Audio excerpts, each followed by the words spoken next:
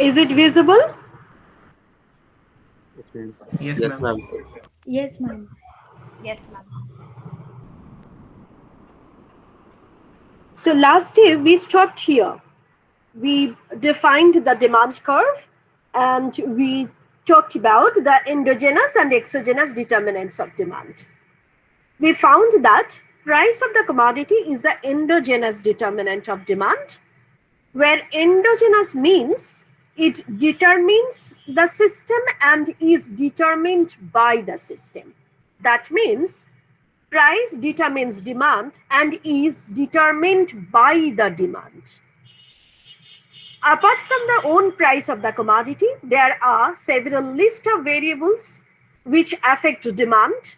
However, all these variables will be considered as exogenous determinants.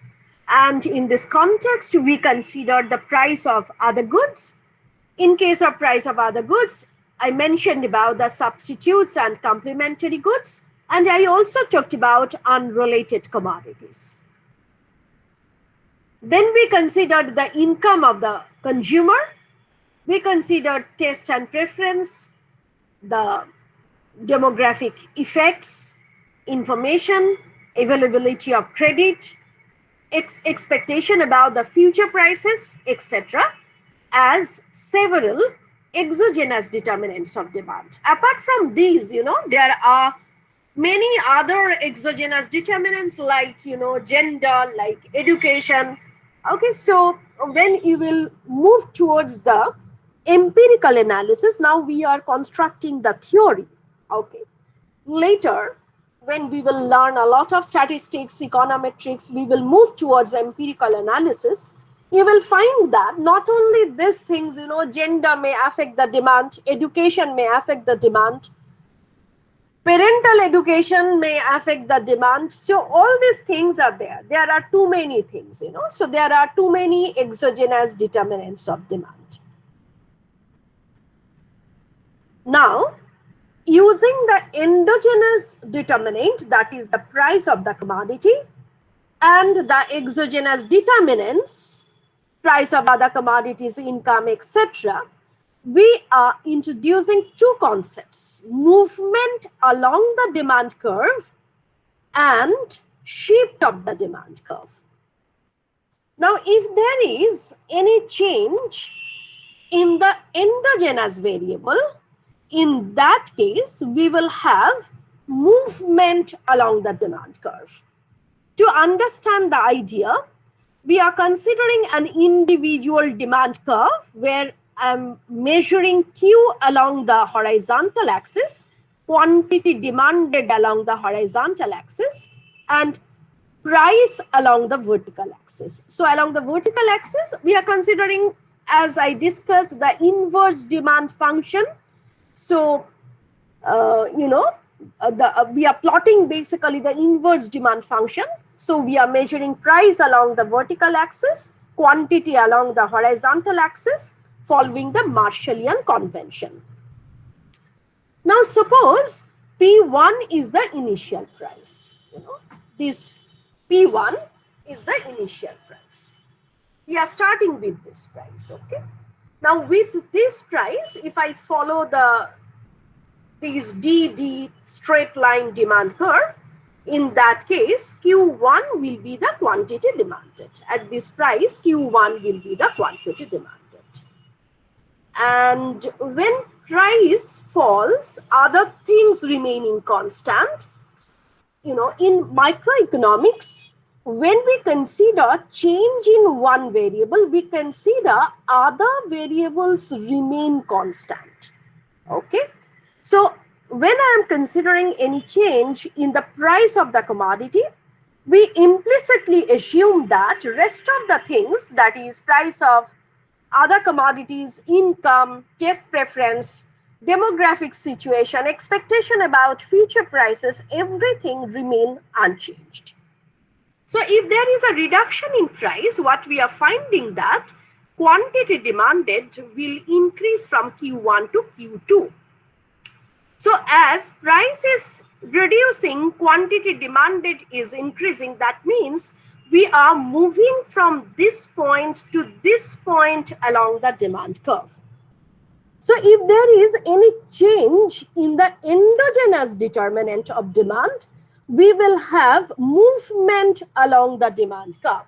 Now, if price falls again further to this level, demand will change to this level. So if price further falls to this level, demand will further shift from, say, point A to point B to point C, etc. If there is an increase in price, in that case, demand will move to this direction. So what we are finding, whenever there is any change in price of the commodity, price of the concerned commodity, there will be a movement along the demand curve. Next, we are considering change in any of the exogenous determinant of demand. So this can be change in price of the other goods, income, taste and preference, anything. Okay, anything from the bundle of exogenous determinants of demand. Now, this red line in the second diagram is giving the initial demand curve. Okay. And along the initial demand curve, if price is P1, quantity demanded will be given by Q1. Now, suppose other things remaining constant, income increases. Okay. So if income increases, last day we found that if commodity is a normal good, the demand for all commodities in the basket will increase along with the concerned commodity. So the demand for concerned commodity will increase. So what we are finding that P1 remaining constant or price remaining constant at P1, there will be an increase in demand. Price remaining constant at P1, there will be an increase in demand because income has increased and therefore there will be an increase in demand. Now, this idea can be captured by extending the price line, because the price has remained fixed at this level. Suppose if income increases, the demand for the concerned commodity increases by this amount. From Q1, it will move to Q2. Okay. So if this happens, in that case, the demand will be given by a new line, this. Okay. So this is the new demand curve. This is the new demand curve, D2, D2. So price remaining constant, if because of some exogenous determinant, demand increases, in that case, we will have the shift of the demand curve to the rightward direction. Here we are considering income increases and considering the concerned commodity is a normal good.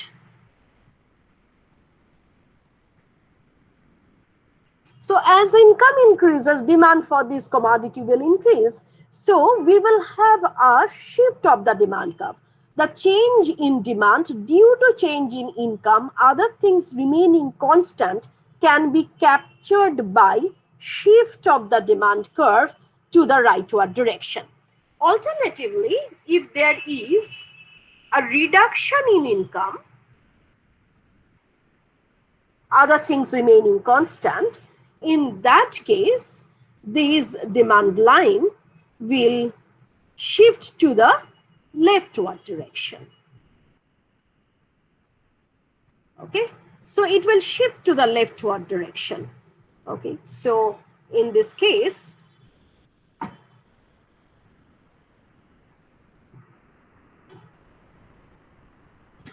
from the initial demand curve D1, it will shift to the leftward direction. Okay, so whatever be the thing, whatever be the external parameter, taste and preference, demographic situation, expectation about the future price, etc., if logically we feel that there will be an increase in demand, in that case, demand curve will shift to the rightward direction. If we feel that the demand for the commodity will fall at the same price, in that case, demand will shift to the leftward direction. So please check, when I'm considering this purple demand curve, again, price remains constant. Price remains constant at P1. Price remaining constant at P1, demand, the reduction in demand has been captured by shift of the demand curve. Okay. So remember, for change in endogenous determinant, we have to consider movement along the demand curve. For any change in the exogenous determinant, we will derive a new demand curve. Okay. If there is an increase in demand, it will shift to the rightward direction. If there is any reduction in demand, it will shift to the leftward direction. Next, when we are talking about the microeconomics, first we will derive the individual demand curves. And then from these individual demand curves, or using these individual demand curves, we will derive the market demand curve. Okay. So first we will consider the demand curve at individual level. So this individual can be individual human being. This can be individual household. So we may have individual demand or we may have the household demand. And then using those demand curves, we want to find out the market demand curve. The standard way to derive the market demand curve from the individual demand curves is taking a horizontal summation of individual demand curves. Okay. So we will consider a price, say P1, and then we will consider individuals A, B, C, D, E, F. And at that price, what will be the demand of individual A? What will be the demand of individual B? What will be the demand of individual C? We will first check this thing. And using this information, using this data, we will take the sum of these demands. Suppose A demands 20 units, B demands 15 units, C demands 18 units. So if I want to find out the market demand at, say, a particular price, 100 rupees, in that case, I'll add 20 with 15 with 18. So this is called the horizontal sum. Okay, so let's see how horizontally summing the individual demand curves, we can derive the market demand curve. Okay, I hope everybody has pen and paper. So while I am doing this thing, drawing this thing, it will be better if you do these things on your own. Okay. So here I am considering the demand curve, the negatively sloped demand curve of individual A and the negatively sloped demand curve of individual B. The slope of the demand curve will vary from person to person. Okay, so later we will discuss the notion of elasticity. Okay, so for individual A, demand for orange or elasticity of demand for orange may be something. For individual B, the elasticity of demand may be something else. Okay, in other words, the slope of the demand curve may vary from one individual to other. So here I have considered comparatively steeper demand curve for individual A and flatter demand curve for individual B. When I'll introduce the idea of elasticity, I'll explain the implication of steeper curve and flatter curve. Now suppose I am starting with the initial price P1. I'm starting with the initial price P1. So at the initial price P1, this price, we are finding that individual A is demanding this much, Q1A. At the same price, P1, for the commodity, individual B demands more of the same commodity. The individual B demands Q1B, OQ1B amount. Now, if I want to derive the market demand curve, I have to extend the price P1 for the third diagram, where we are considering the market, the third diagram is considering the market. So for the market demand curve, I have extended the price, then what I'll do, I'll mark the amount OQ1A, and then I'll mark the amount OQ1B. Okay, so this is the demand for individual A, and this is the volume of demand of individual B. Okay, now if I add these amounts at this price, I am getting this much of demand. So I'm generating a coordinate. Next, I am following the same principle for another level of price. Suppose price is falling to P2, and at P2, the demand for individual A, that is given by this amount, that for individual B is given by this amount. Okay, so I can extend this price, and I can consider this amount. Okay, so roughly up to this, and then this amount, that is roughly up to this. So again, I can generate a point, a second point. I can generate a second point like this.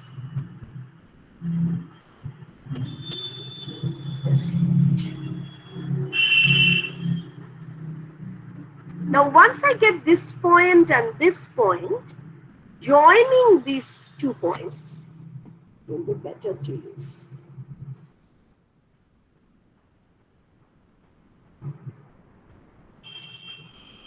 Joining these 2 points, I'll be able to generate a straight line, and this straight line is nothing but the market demand curve. Okay, this one and this one are individual demand curves, whereas this new one is the market demand curve. So this is the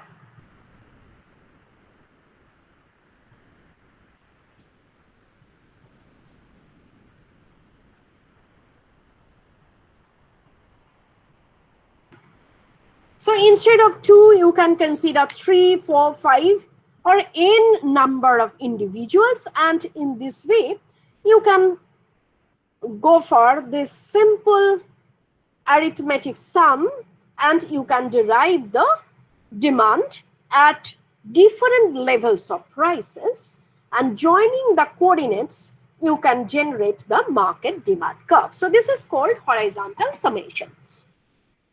So in this way we can do this thing. However, while doing this thing, I'm implicitly assuming that individual B's purchase does not depend on A's purchase, or A's purchase does not depend on B's purchase, etc. Okay? Ma'am, I have a question. Okay, I'll take the question. So when I am deriving this kind of aggregate demand curve, implicitly I am assuming that there is no dependence of demand among the individuals. That is, your demand does not affect my demand, or someone else's demand does not affect my demand. We are considering this. We are implicitly assuming this. In reality, however, the things may be different. It may happen that individual B's purchase depend on A's purchases. Either because B follows A or B's income depends in some way upon A's purchase. So all these things may happen in reality. My income depends on the fact that whether you purchase a commodity or not, or my choice may be a function of your choice. So when we move towards reality, all these things may happen. And if these things happen, in that case, if we consider a simple aggregation, we will be not able to derive the aggregate or the market demand curve. Yes, somebody had some question? Yes, ma'am. I was asking that yeah, in this case, for graph, we have taken two individuals. But if we have more than two individuals, or in actual case, there can be more number of individuals, then in that case, how will make the market graph? Okay, Ma'am, you will be able to draw the graph, as long as you consider 3, 4, 6 individuals. However, if you consider, say 100 number of individuals graphically, it will be not possible. It's the idea. If we can do this thing for 5 or 10, then definitely we will be able to run the same exercise for 100 individuals. In that case, we will just consider the sum and we will use the software to draw the graph. Okay? ma'am, Okay, ma'am, got it. ma'am, I have a similar question. Yes. Ma'am, that is, ma'am, here we are considering two individuals. I am telling it with respect to two individuals only. Suppose the equation of the graph of the first individual is x equal to a1 y plus c c1, and that's for the second individual it is x equal to a2 y plus c2. Okay, now for drawing the graph of the market, can we just add these two? Like we are adding the x equal to this part and x equal to this part, we are just adding this and that one, and the sum equal to x. We can directly draw the graph from this. Can it be the way? Adrijit, Adrijit, you are Yes, telling ma'am. all wrong things, so it will be difficult to see. Oh, Give oh, answer directly we can't draw, na? because you are talking about different functional forms. There's a lot of noise there. When we are discussing about this simple linear graph, it is in different form. So first try to learn the matters, how to define a demand curve mathematically, how we are doing these things, and then think about all arbitrary things. Okay, so first try to learn several basic things and then you will understand how to do these things or how to present the functional forms, etc. Okay, so any other specific question regarding the aggregation? Ma'am, Yes. ma'am, can you please explain the second point again? The interpersonal choices, dependence on interpersonal choice, this thing, or the Yes, ma'am, yes. problem, limitation problem. Yes, ma'am, the previous slide, second point. Yeah. So I'm coming, I'll tell about a lot of things regarding this. Okay, so I'm telling that while we are considering that market demand or aggregate demand can be derived using horizontal sum of individual demand curves, in that case implicitly I am assuming that there is no neighborhood effect. What is neighborhood effect? If somebody in my community purchases a particular commodity, I didn't think about that I'll purchase that commodity. However, when I am finding that somebody in the community has purchased the commodity, in that case, my preference may go in favor of purchasing the typical commodity and I may purchase the commodity. Okay. So in the in case of horizontal, simple horizontal summation, we assume that this kind of effect is not there. This kind of effect is not there. That is, your choice is not affecting my choice, or your income is not affecting anyway my income, and thereby your demand will affect my demand. So anyway, we are not considering this thing. There is no interpersonal dependence of choices among individuals, and therefore the market demand or the aggregate demand will be the simple summation of individual demands.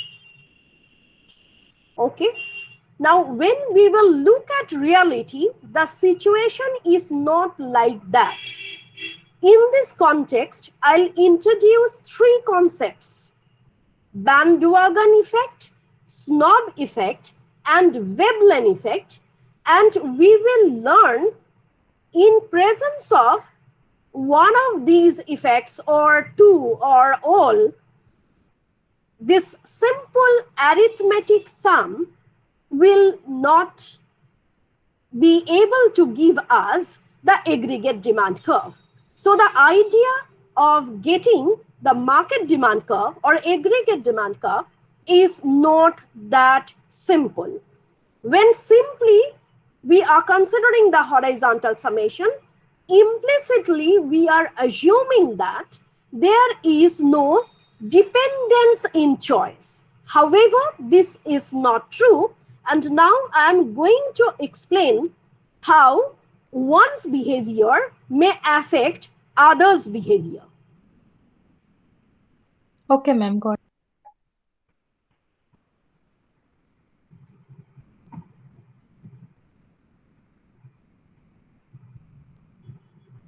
Okay.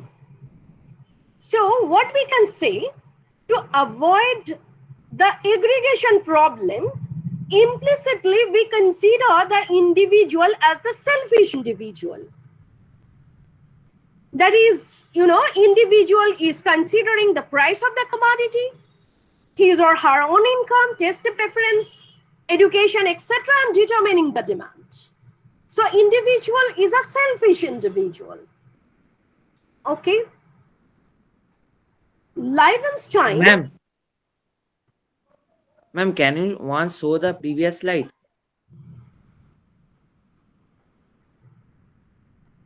Yes, what's your question?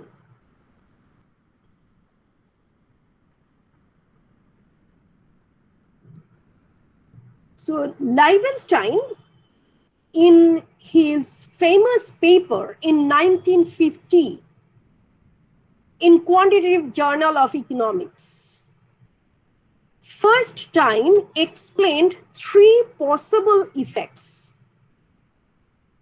The first one is bandwagon effect, second one is snob effect, and third one is Veblen effect. Bandwagon effect is the effect when, if somebody in my neighborhood does something, I will follow that individual.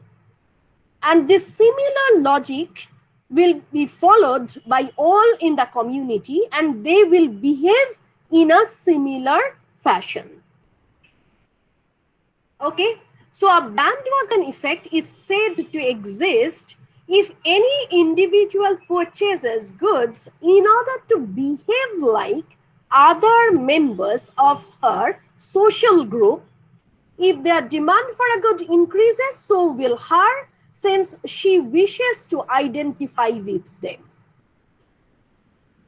The term bandwagon effect came in the literature directly from simple band party, So there will be one director, in the band party, and everybody will follow. Everybody. Why so much noise in the class? Whose microphone is it?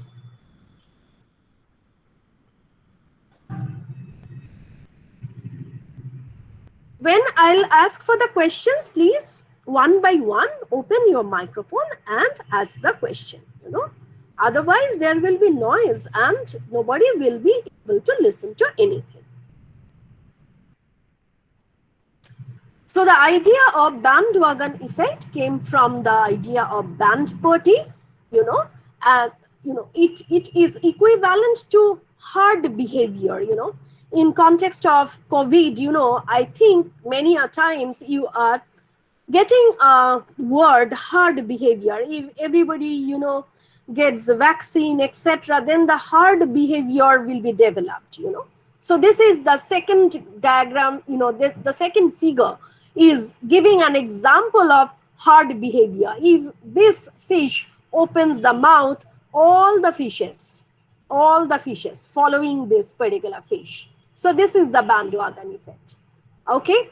So everybody, if there is vaccination for everyone, in that case, it is the scientific belief that, everybody will be resistant towards the virus.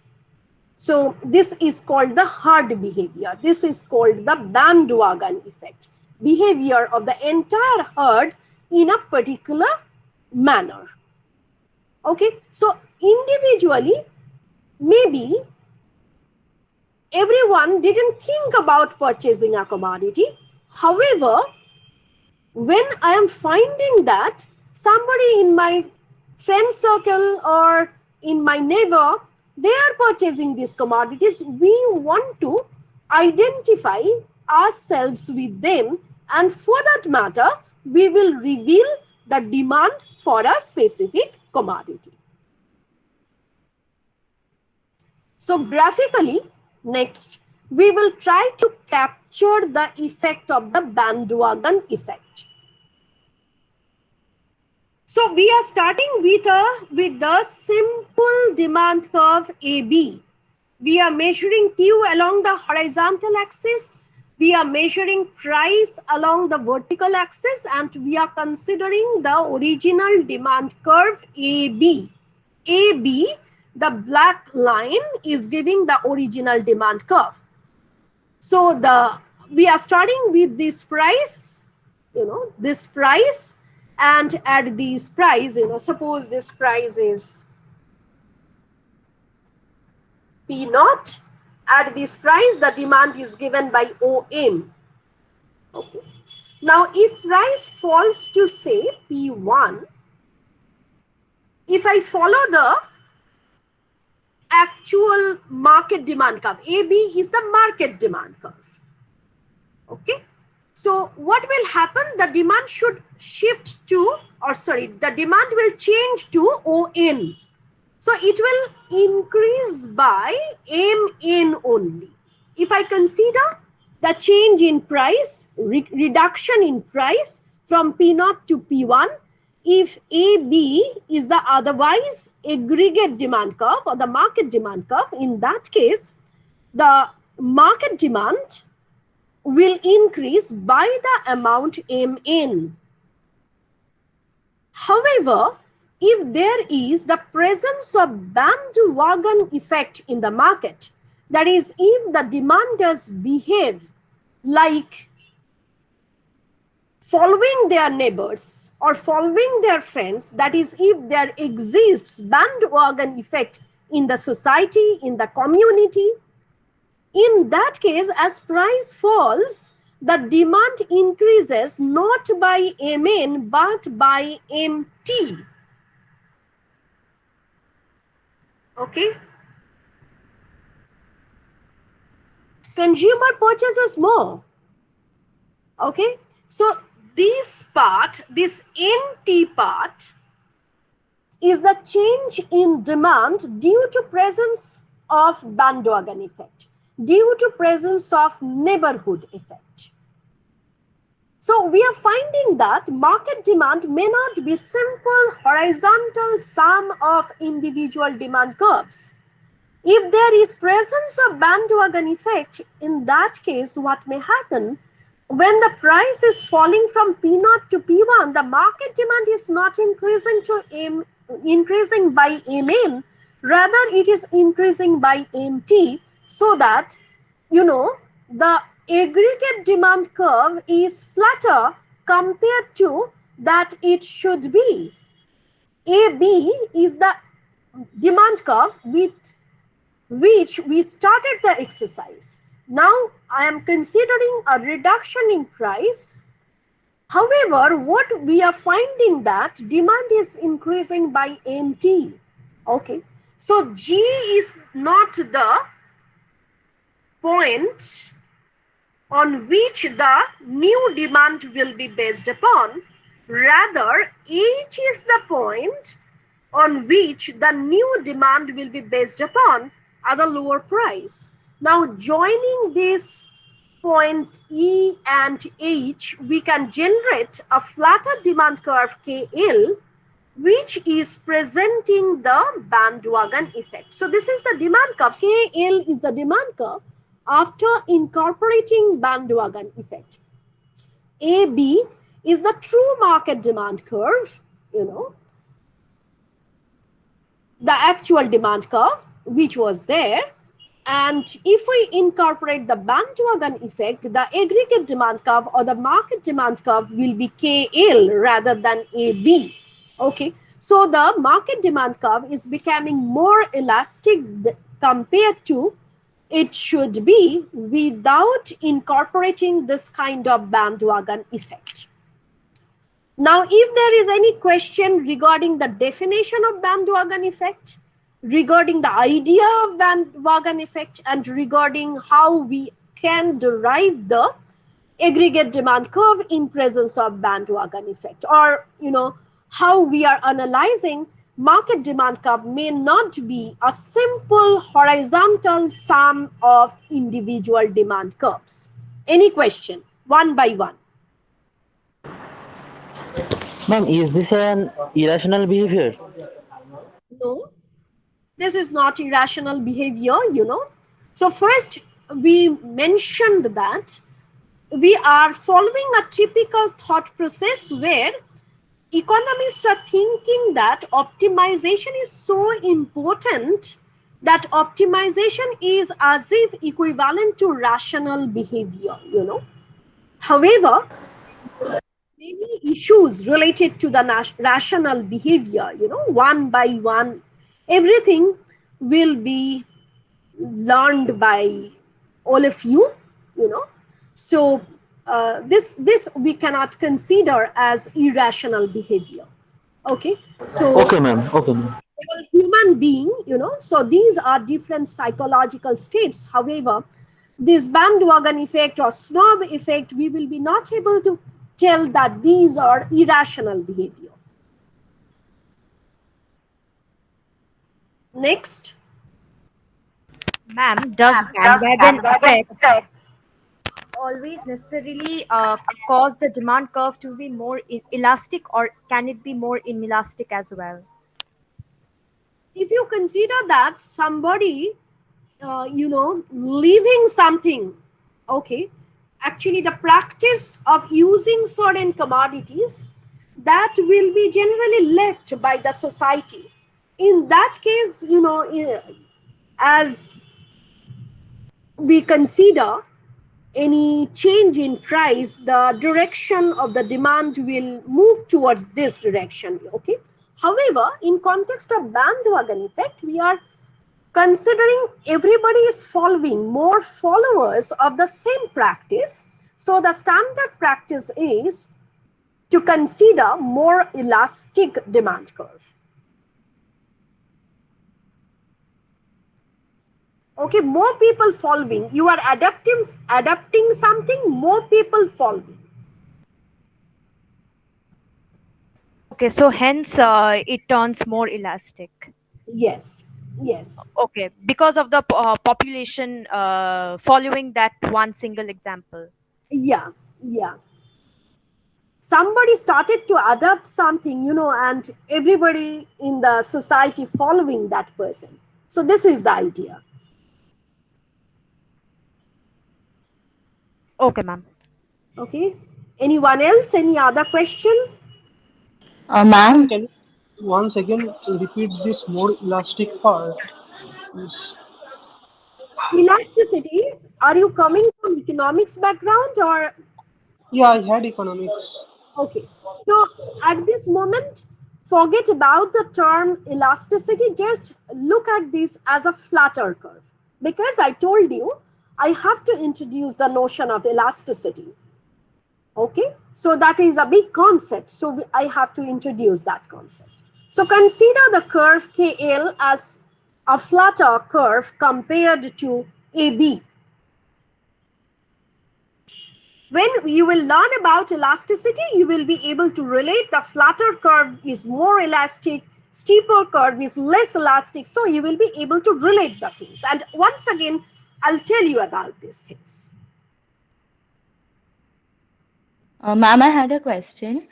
Yes, So, ma'am, here we are seeing that the price is falling and the demand is going up, but under bandwagon effect, usually the consumer keeps on purchasing goods because they want to identify themselves with the community. yes. So, if the price goes up also, even then the demand shouldn't like decrease, it will still increase, no? Because you want to identify yourself as part of the community. So, like, how is it elastic It that is way? I was little it confused. is I'm telling about this. It is about, I have the black original demand curve. Okay, now along this demand curve I can move up, I can move down. Okay, so I can move along this curve. Okay, so this is this AB. To begin with, I'm considering, let me draw, this is the market demand curve. This I'm considering. Okay, now suppose I'm considering this price first.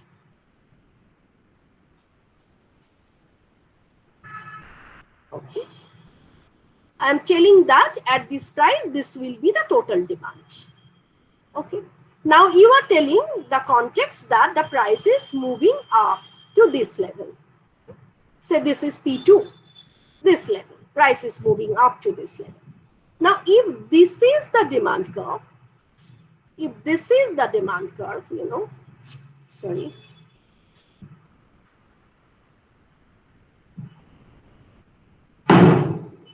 the demand will fall to this level. Okay. However, Yes, ma'am. if this is the standard practice. However, because of increase in price, the natural behavior, what is the natural behavior? People will reduce the demand. Yes, Okay. ma'am. Now, we thought that the reduction in demand will be up to Q2. Okay. However, as some people in the community cannot demand this commodity with this higher price or cannot afford this commodity, bandwagon effect is more people will not consume this commodity. More people will not consume this commodity. Okay. Okay, So, ma'am. Yes, ma'am. okay. So, demand will fall to this level. Okay. Now, joining this point and this point, we are getting the demand curve D2, D2. Okay, so coming to our diagram, I'm considering this kind of context. If there is no bandwagon effect, demand will fall to this level. In presence of bandwagon effect, the demand will fall to this level. Okay, so joining actually K, this point say, and E, we are drawing the demand curve. If somebody is not practicing, if we identify myself with those, in that case, I'll also not demand the commodity. If others purchase, I'll purchase. If others reduce their purchase, I'll also reduce it. This is called the bandwagon effect or herd behavior. Okay, Okay, so ma'am. Got it. Thank you. good. The next is just the reverse, snob effect. I want to differentiate myself from the social group. What others are doing, I'll not do that. If everybody thinks about a standard car, I'll not think about that. I'll think about something which is more luxurious, more conspicuous in consumption. So I'll think about that. Okay, so I'm doing something, behaving in a fashion so that I always will like to differentiate myself from the group. Okay, so if others use a particular brand, I'll not use that. I'll use something more expensive. If others use, a particular type of mode of traveling, I'll not use that. So always the things will come like this. So a snob effect exists if consumer attempts to differentiate herself from her social group by purchasing commodities which they do not purchase, and conversely reducing her purchase of commodities which they purchase. The common things I'll not purchase, the uncommon things I'll purchase. Okay. Now, if there is a number of snob consumers in the market, then the demand will be steeper compared to what it should be in absence of snob effect. So here I'm considering this green demand curve AB as the market demand curve. Okay, market demand curve without any snob effect. This is the horizontal summation of individual demand curves in absence of any kind of snob effect. So if the price is P1, the demand will be OM. If the price falls to P2, naturally the demand will increase by the amount MN. So the new demand will be ON for the commodity. Now, in presence of snob customers in the market, when people are buying more of this commodity, or some new customers are joining because the price has reduced, because initially people could not afford these, so many people are joining, or people are increasing their consumption in general, the snob consumers will start reducing the demand. The snob consumers will start reducing the demand. Since more people are using this commodity, or using the commodities by more amount, in that case, snob consumers will not like to consume this commodity. So the total demand in the market will not increase to ON, rather it may increase to OT. So if aggregate demand increases to OT in presence of snob effect, then the market demand curve, which we will observe, that will be KL rather than AB. So in presence of snob effect, the demand will be steeper. When there is a reduction in price, otherwise the demand should increase up to this amount. However, because of presence of snob demanders or snob consumers, we will find that demand is not increasing that much with the lower price. Rather, it is increasing only up to, say, OT. Okay, so snob effect is just the reverse of the bandwagon effect. Here, the consumers want to differentiate themselves from the herd, from the community. Okay, so the market demand curve will be steeper compared to it should be without presence of snob consumers. Any question regarding the definition of snob effect, regarding the graphical presentation of snob effect? Excuse me, ma'am. Yes. Ma'am, can you explain the graph once again? I had some network issues. Okay, so this is the aggregate market demand. So when price is P1, demand is given by OMC, and if price falls to P2, in that case it should increase up to N.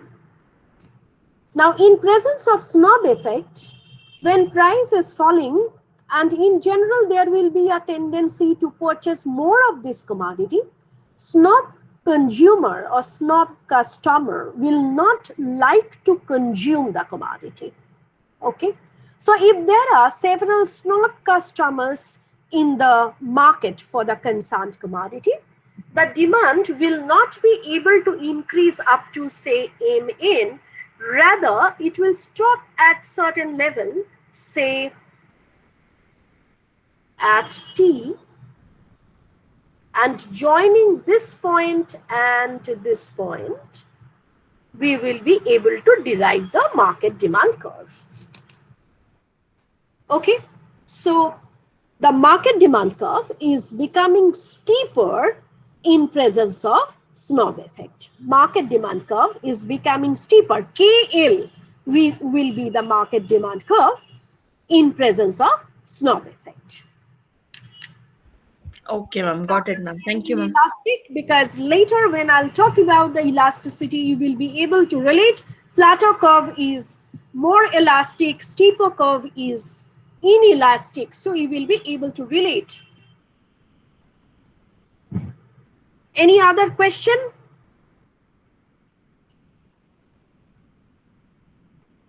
Finally, I told you that I'll talk about wavelength effect following the Liebenstein paper. Ma'am, can you show the definition of snob effect once again? I could not note down one or two words. Okay, I'll send you the record, so from there you will be able to get everything. However, let me finish this and then I'll go back. So finally, we are coming to the idea of Veblen effect. Veblen effect exists. This is following Veblen, another statistician. So Veblen effect exists when the individual judges quality by price. Individual feels that if price is lower for this commodity, naturally quality will be not that good. There are different brands for the same commodity, Suppose I'm considering toothpaste. We may have some feeling a toothpaste having the lesser price definitely has lesser quality. Okay, I'm judging quality looking at the price. I'm not checking the chemical composition. I'm not checking anything which may make a real difference between the two brands. Rather, I'm just looking at the price. I have a feeling that lesser the price, worse will be the quality. Higher the price, better will be the quality. So I judge quality looking at the price tag. Okay, so if this kind of psychology is there, we call it the Veblen effect. So if we look at the definition, Veblen goods such as very luxurious automobiles are considered desirable consumer products for conspicuous consumption because of their high prices.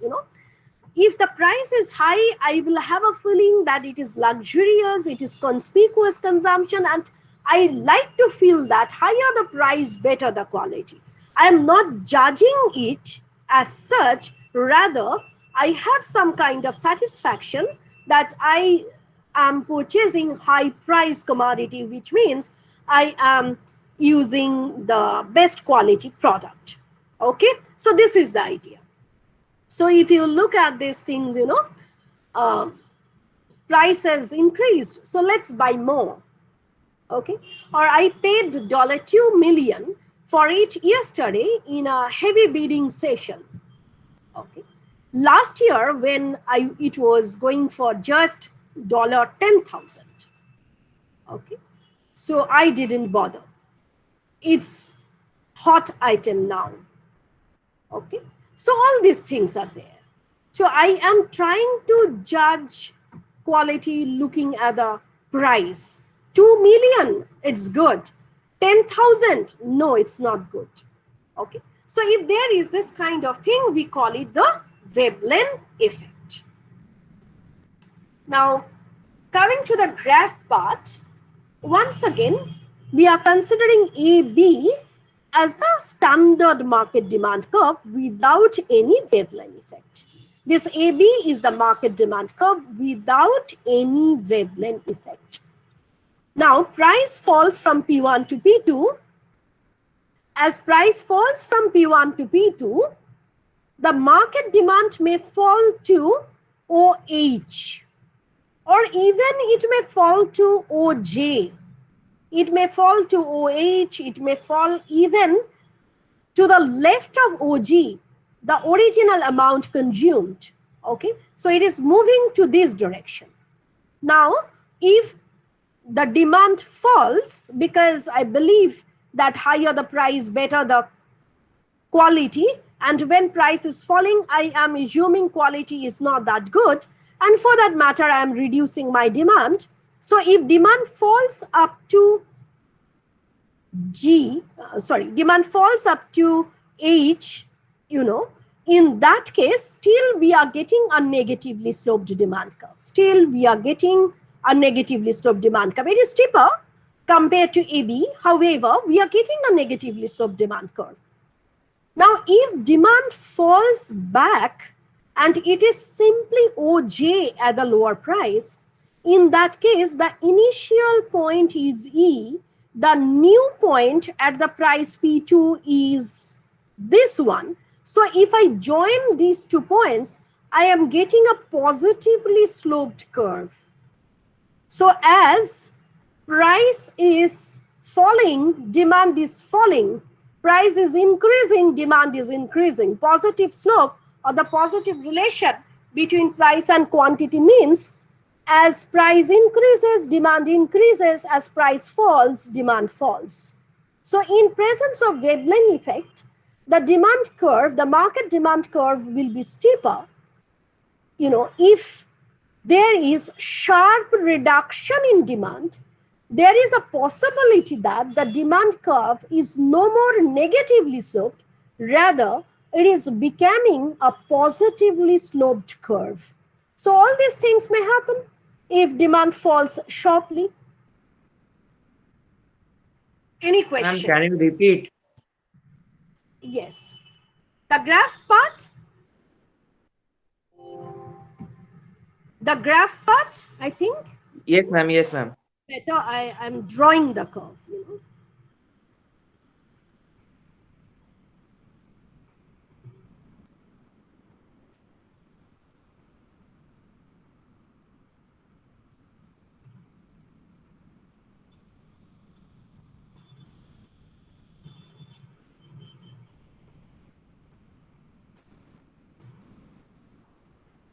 Okay, so let me mark the points.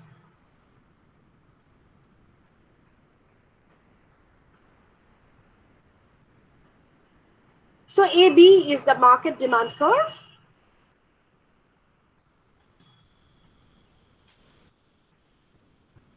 Okay, now I'm considering a price.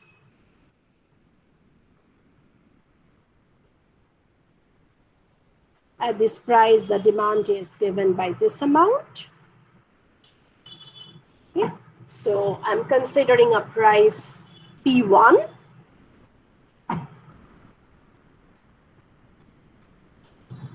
The demand is given by, say, ON. Now, I'm considering a reduction in price.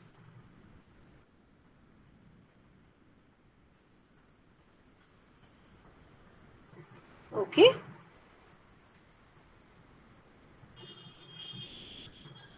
So if AB is the demand curve, when the price is falling to, say, P2,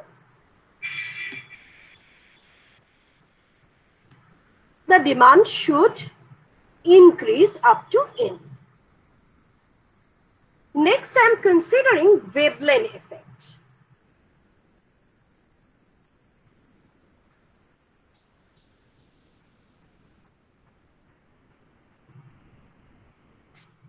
Okay. Now, consumers or a number of consumer judges quality looking at the price. So when price is falling, we are thinking that the quality has been reduced. So we will reduce the demand for the commodity. So if this point is the initial purchase point, now the demand will not increase up to n, rather suppose it is increasing up to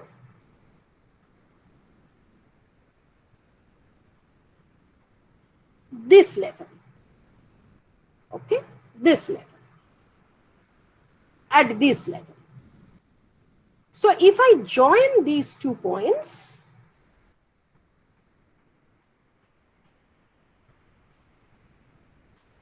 I'll be able to generate a new market demand curve, and this new market demand curve takes care of Veblen effect. This red Ma'am, demand curve, suppose I am calling it A prime, B prime.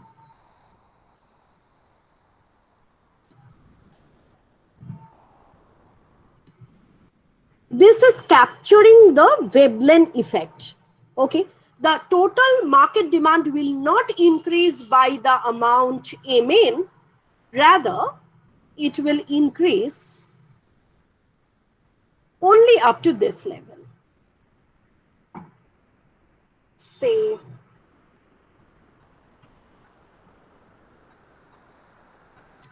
up to this amount. Okay, so A prime, B prime is the new market demand curve or the market demand curve capturing the Veblen effect. Now I am telling that this reduction in demand may be such that the reduction in demand may be very sharp, and it may happen that demand is falling at this level. The aggregate demand is only this amount. The aggregate demand is only, say, OL.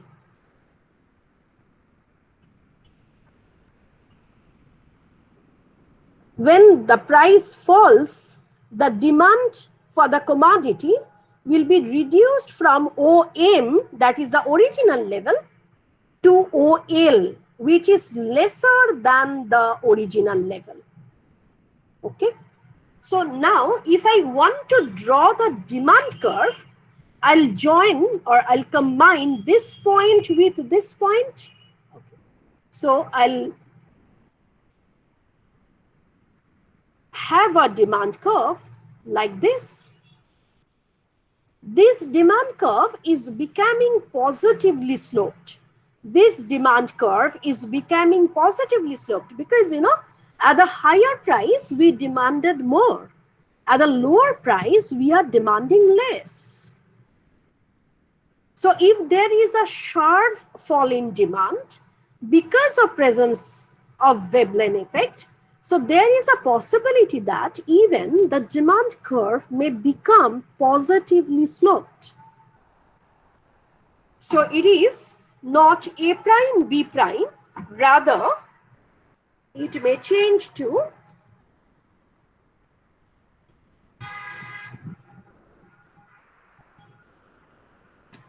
A double prime, B double prime. Okay.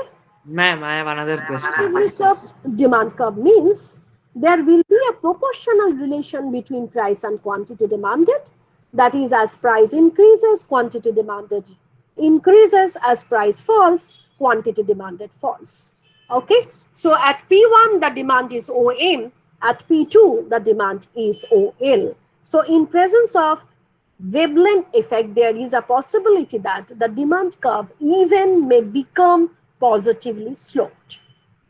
Yes, if you have any question. Ma'am, you just told that wavelength effect when applied, then it may happen that the demand is decreasing. But if we, on this context, if we apply the previous effect, that means the snob effect, then to Mhm. again the demand can increase. In case of snob effect, yes, what you said? Ma'am, you just during explaining that wavelength effect, you told that the demand of the product can decrease if the price decreases and become a Mhm. positively sloped Mhm. curve. Yes, And this was, yes. on this context, if we apply that snob effect, then it can happen that the demand again becomes like the previous one, when the Okay, demand so I increases. told you in microeconomics we use a term ceteris paribus, other things remaining unchanged. If you vary a number of things, you will be not able to differentiate the effect of one particular change on the behavior on which you are trying to capture it. So one at a time. I mentioned this thing. So when I am considering the snob effect, I am not considering the existence of bandwagon as well as Veblen effect. When I am considering the Veblen effect, I am not considering the presence of snob effect. As long as we will go for theoretical development of micro or macro, we will consider this kind of context. However, in reality, all the parameters may change simultaneously, and to reach up to that context, we need to learn a number of statistical tools, econometric tools, so we will be able to capture what actually happening in the reality. When we will develop the theory, we will consider when I am changing one, rest of the things are not changing at all. You know, now those who came from the science background, when in a physics or chemistry lab, we try to do something, we try to do any kind of research, we fix temperature, we fix other conditions. Only with those fixed context you will be able to produce your research. If the context varies, then the analysis will definitely vary. Okay, so you have to consider ceteris paribus. Okay, ma'am, got it. Just a minute.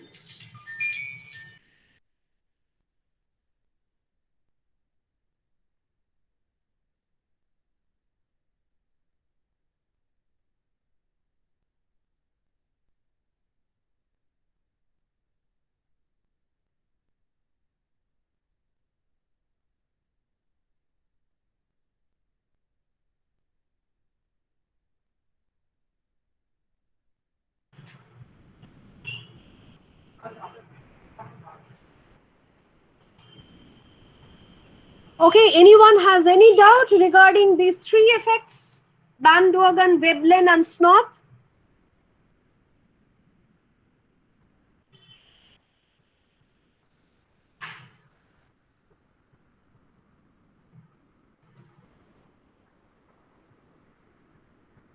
Okay, so next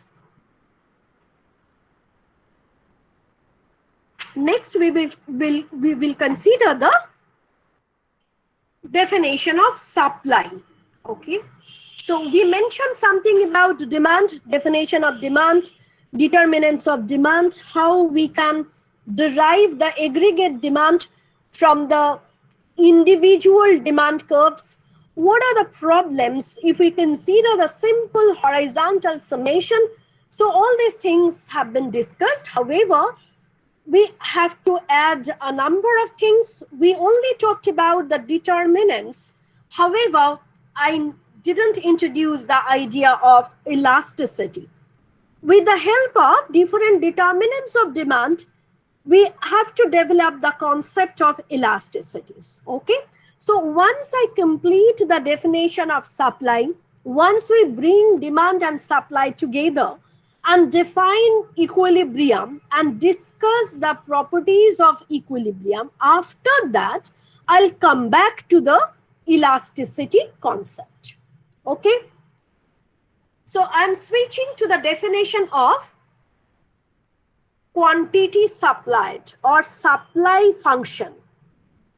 QS, that is the quantity supplied, is a function of P. Quantity demanded was a function of price of the commodity. Quantity supplied is also a function of the price of the commodity. However, unlike demand, here del Q by del P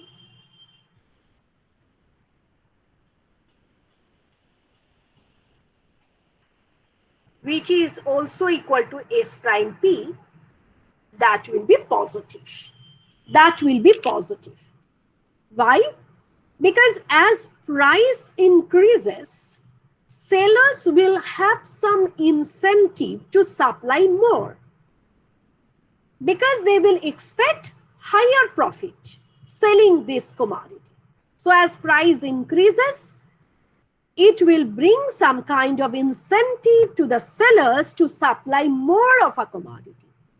So the standard practice is to consider the supply curve as a positively sloped curve. However, there may be some deviation, etc., some special cases. So all these things may happen. However, we will start with a positively sloped supply curve. Now here also, following the Marshallian convention, we will consider inverse supply function. Q is a function of P. So P should come along the horizontal axis and Q should go to the vertical axis. However, following Marshallian convention, again we are measuring Q along the horizontal axis and measuring P along the vertical axis, which means we are drawing inverse function while we are drawing the curve. We are considering P is equal to S inverse Q. We are considering P is equal to S inverse Q and basically drawing this function. While we are drawing the thing, graphically presenting the thing, we are considering the inverse function. Okay, so the logic, why the supply curve will be positively sloped. The producers are producing X1 and offering their output for sale in order to make profit. The profit obviously depends upon price at which X1 is sold. The input prices and the technology. Profit depends on all these things. It depends upon price at which X1 is sold, the input prices and the technology, which determine how much of each of the different inputs is needed to produce any given quantity of X1. The higher the price given the input prices and the technology. Okay, so apart from price, there are several other determinants, input prices, technology. However, given the input prices and the technology, the larger is the profit corresponding to any given quantity of S, and hence the stronger will be the incentive on the part of the producers to supply more of X1.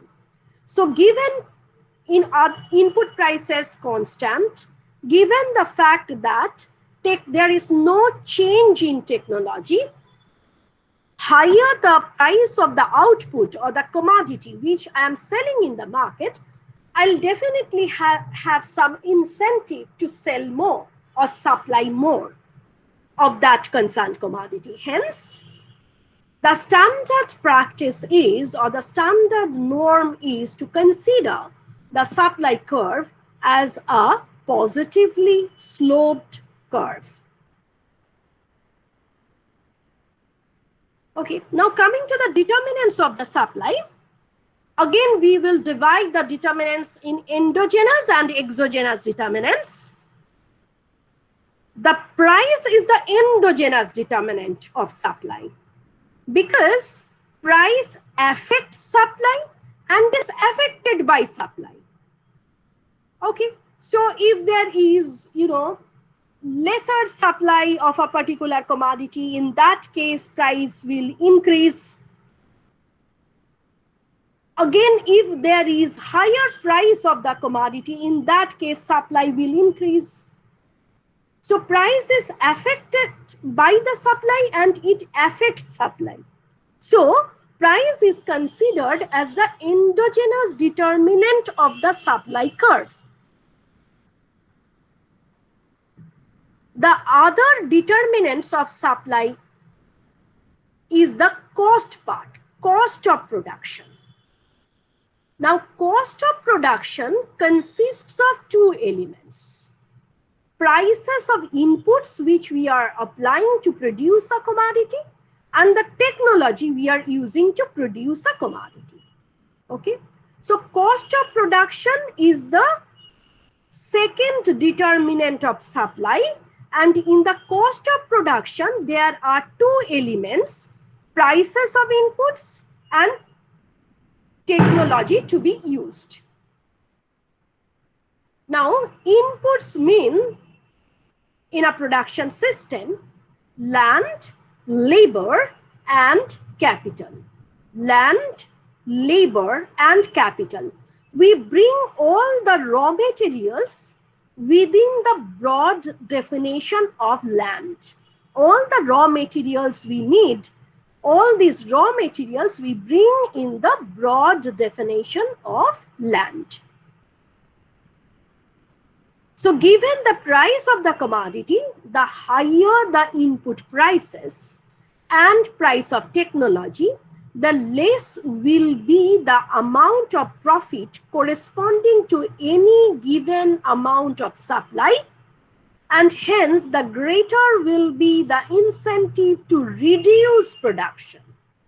So if price of land or raw materials, wage rate of laborer, interest rate of capital increases, or if the technology becomes more expensive, all these will reduce the volume of profit.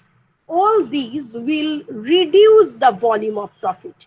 And naturally, any increase in any of these things which ultimately result in cost of production will encourage, or sorry, will discourage the producers, and naturally they will supply less. Now, just I'm writing the profit equation,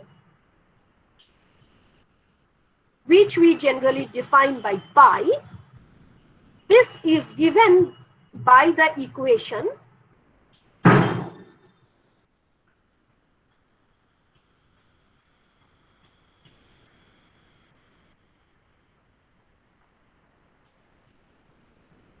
which is determined by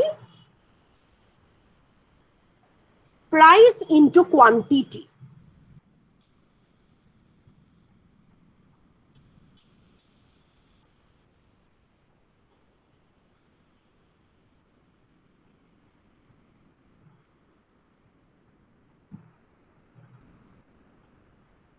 TC is the total cost of production, and these total cost will be affected by input prices and the technology. Okay, so if we look at this definition of profit, if there is any increase in price, other things remaining constant, TR part will increase, TC remaining constant, and naturally sellers will have more incentive to produce. So if there is increase in endogenous determinant, that is the price of the commodity, total revenue will increase, other things remaining constant, naturally profit will increase and producers will get more incentive to produce. Alternatively, if any of the input prices increase, technology becomes expensive, other things remaining constant, TC part will increase, and that will reduce the volume of profit. And naturally, when the prices of inputs or technology will increase, suppliers will have some disincentive to produce more. Okay?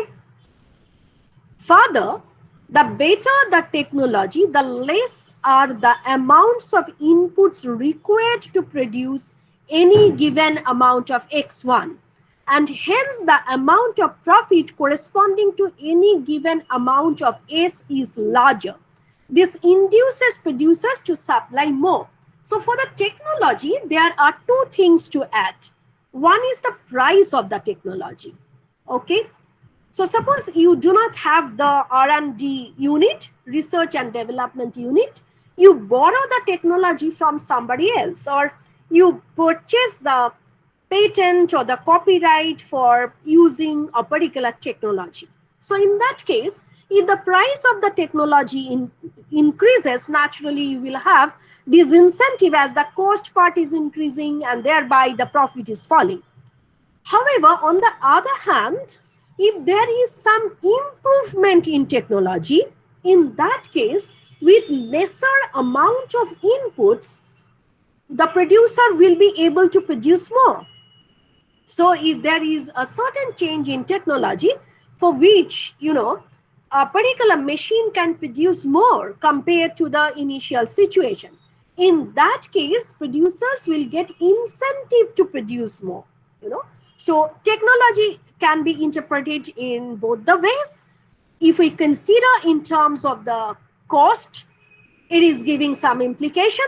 If we consider the technology is an improved technology, so using lesser input, we will be able to produce the same amount, which means the cost of production will be reduced if we use this particular technology, and naturally the producers will get incentive to produce more at the same price.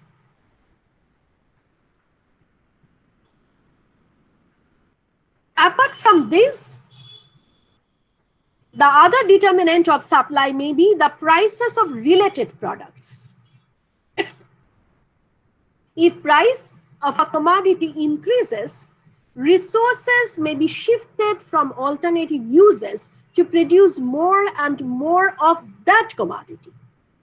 And for that matter, the producer of the said commodity will get only lesser resource to produce his or her commodity. Okay?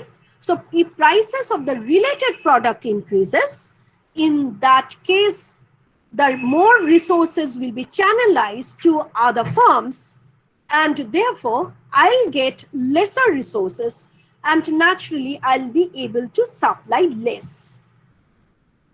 So this is another important determinant of the supply.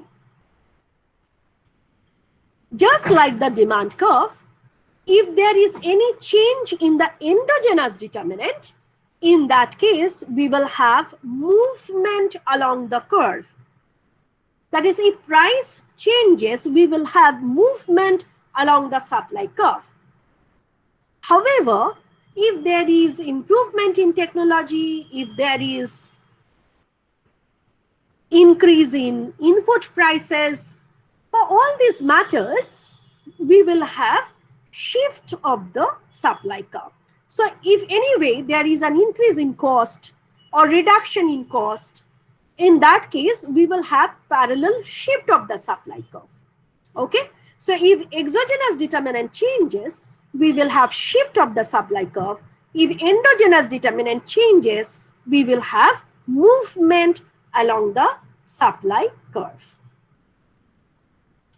Finally, we will like to talk about how aggregate or the market supply curve can be derived from the individual firms' supply curves. So we will follow the same mechanism. Horizontally summing individual firms' supply curves, we can derive the market supply curve. Okay, so aggregate supply curve can be derived horizontally summing the individual farm supply curves. So here I am considering 3 units, 3 farms A, B, C. Okay, at the price $300,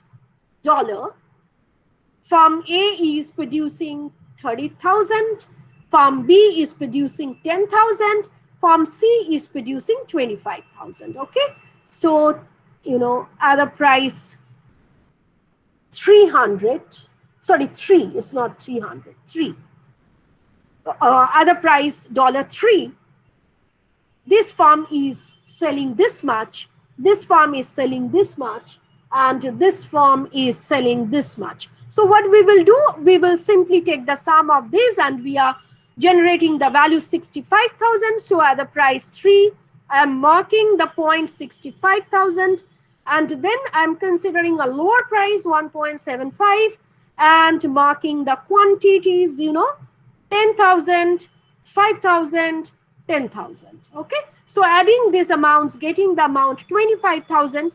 So at the price 1.75, I am getting this amount, and then joining these 2 points, I'm generating the line S, which is the market supply curve. Okay, any question regarding the Excuse me, ma'am. function, etc.? Yeah, Ma'am, I have a small doubt yes. that if the price increases of a good, then the production will increase, the supply will increase, but at the Yes. same time, the demand will also decrease if the price will We increase. will So, be why able will they to increase the analyze. production? Yeah, we will be able to analyze both the demand and supply simultaneously when I'll introduce the market in the next class. Okay, so when we will bring both demand and supply in a particular context, then we will be able to check, if price increases, what will be the actual picture in the market. If price falls, what will be the actual picture, what is the meaning of excess supply, what is the meaning of excess demand, what is the meaning of equilibrium. All these things will be discussed in the next class. Okay, ma'am. Okay. Here we are trying to derive the supply curve. Okay, first the individual supply curve. We are talking about individual supply curves, and from those individual supply curves we are deriving the market supply curve. Okay, so we are talking about the functional form, graphical presentation, determinants, etc. However, we didn't bring demand and supply together, and that we will be able to do in the next class when I'll bring market demand and market supply simultaneously in a single diagram. Okay, ma'am, got it. Anything else? Any other question?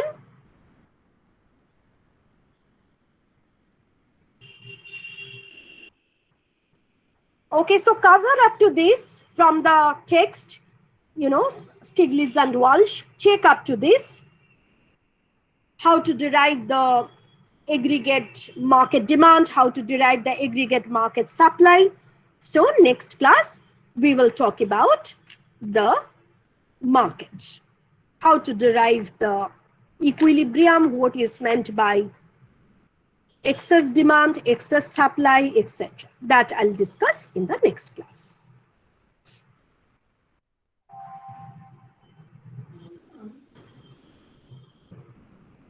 Okay, in Stiglitz and Walsh or any other book, in the first chapter, or when you will go through these things, you will not get the bandwagon, Veblen, and snob effects.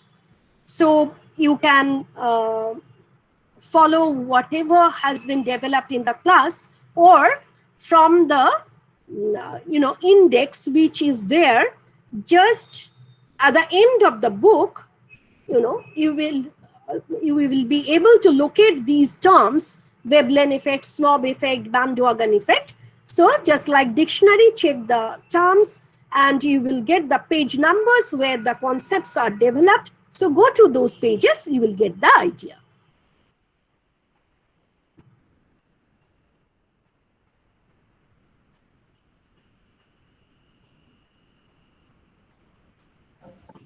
Ma'am, and the next class is on Monday, though.